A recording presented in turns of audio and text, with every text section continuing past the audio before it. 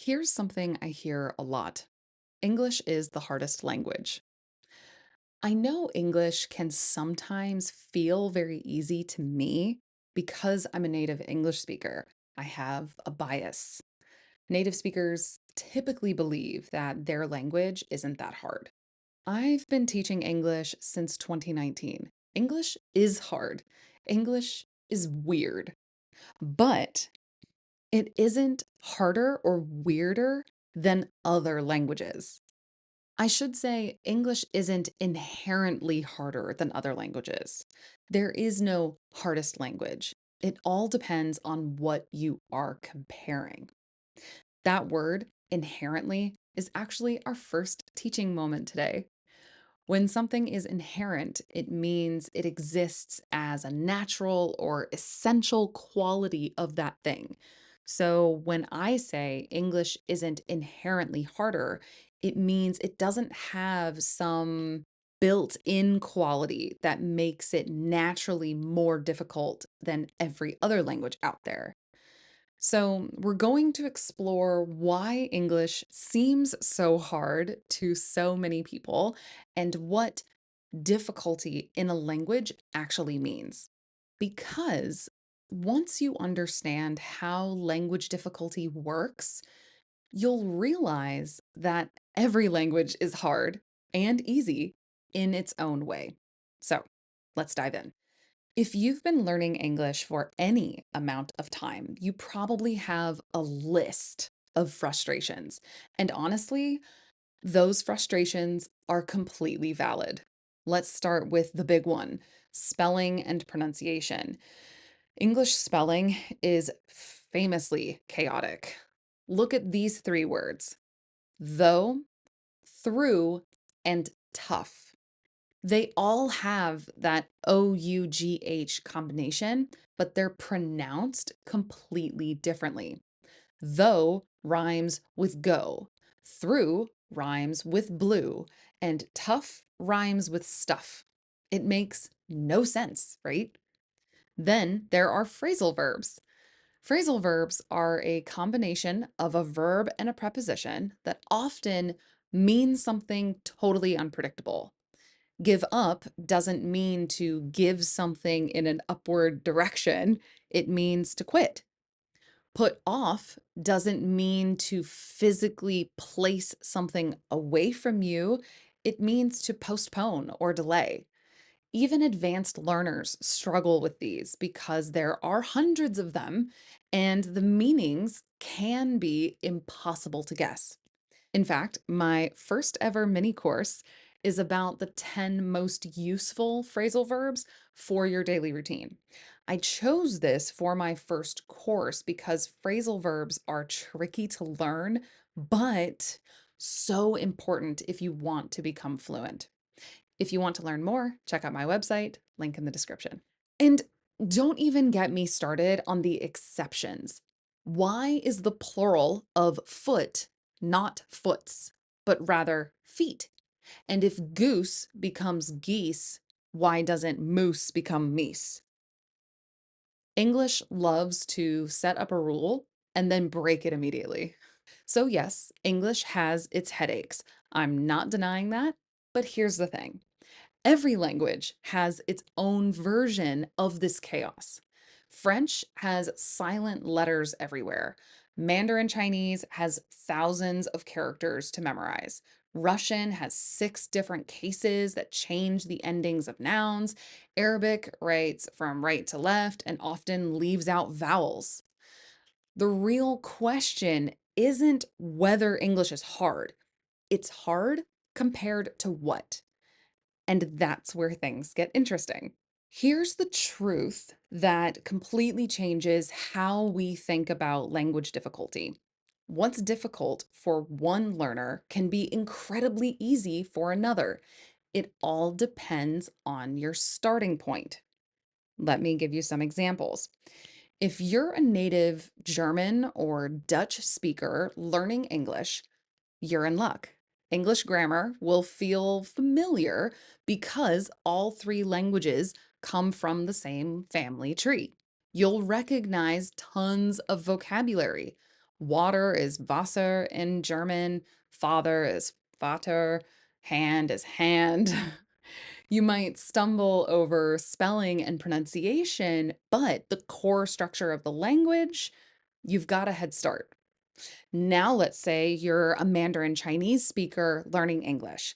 Suddenly, things look very different. In Mandarin, there's no verb conjugations.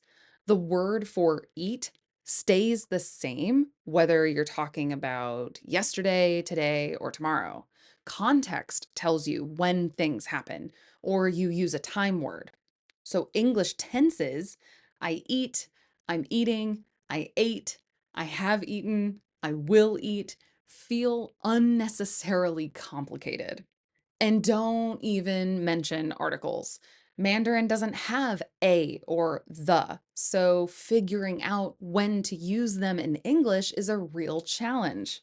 Also, word stress in English can trip up Mandarin speakers because Mandarin is a tonal language where pitch changes meaning, not stress. What about Spanish speakers?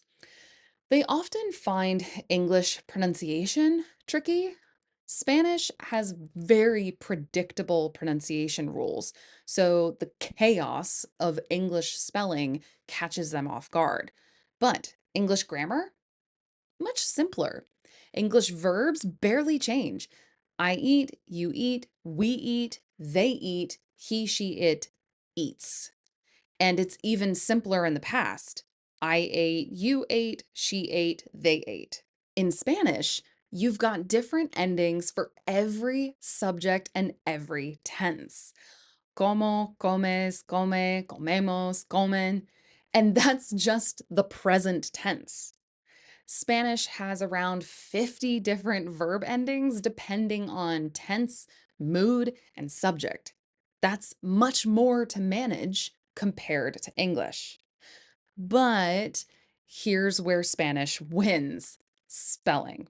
Spanish is almost perfectly phonetic. If you can read a word, you can pronounce it. English spelling, as we've already discussed, is absolute chaos. Or let's compare English and Japanese. English has one alphabet with 26 letters. Japanese, on the other hand, has three different writing systems: hiragana, katakana, and kanji, and you need to learn all of them. That's a massive upfront investment. But Japanese pronunciation? Super straightforward. Only five vowel sounds, very regular syllable structure, much easier than English. In Japanese, you won't find consonant clusters like you see in the English word fifth. Now, English versus French. English verb conjugations are a breeze compared to French. French has similar challenges like Spanish. So many verb forms, moods, and tenses that even native speakers sometimes pause to double check. But French spelling, once you learn the rules, is actually pretty consistent. English spelling is all over the place. You can't always predict how an English word sounds just by looking at it. Do you see the pattern? No language is the hardest or the easiest overall.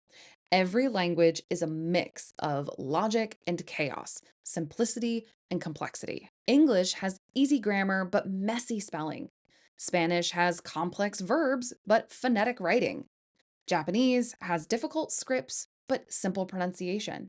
It all balances out. The key idea here is linguistic distance. The more different a language is from your first language, the steeper the learning curve. If your native language shares vocabulary, grammar structures, or sounds with English, you'll find it easier. If it doesn't, it'll feel harder. But here's what's important to remember: easier doesn't mean effortless, and harder doesn't mean impossible. It just means different challenges along the way. So, when someone says English is the hardest language, what they really mean is English is hard for me because of where I'm starting from and what I personally find challenging. Okay, so if language difficulty is so subjective, why do so many people still believe English is uniquely different? I think there are a few reasons. One is learner bias. When you're learning a language, you remember what frustrates you. You don't remember all the things that came easily. If you struggled with phrasal verbs for weeks, that pain sticks with you.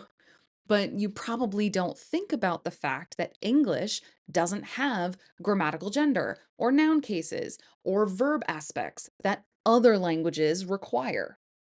You just take those easy parts for granted. To take something for granted, by the way, means to not appreciate something because you don't really think about it. It's just there. We often take our good health for granted until we get sick. If you want to learn more about the expressions I'm using in this episode, you can find definitions and example sentences in the transcript, link in the description. Another reason many people might still believe English is so difficult is because of teaching methods. Sometimes the way English is taught makes it seem harder than it is. If you're drilling grammar rules out of context, memorizing endless lists of irregular verbs, and never actually using the language to communicate, of course it's going to feel impossible. That's not a problem with English, that's a problem with how it's being taught. So, here's my final takeaway for you today. English isn't harder than other languages, it's just different. Every language is a mix of logic and chaos, patterns and exceptions. And every learner in the world is struggling with something in their own language journey. If you ever feel like English is impossible, take a step back and remember this. A German speaker is struggling with Chinese tones right now.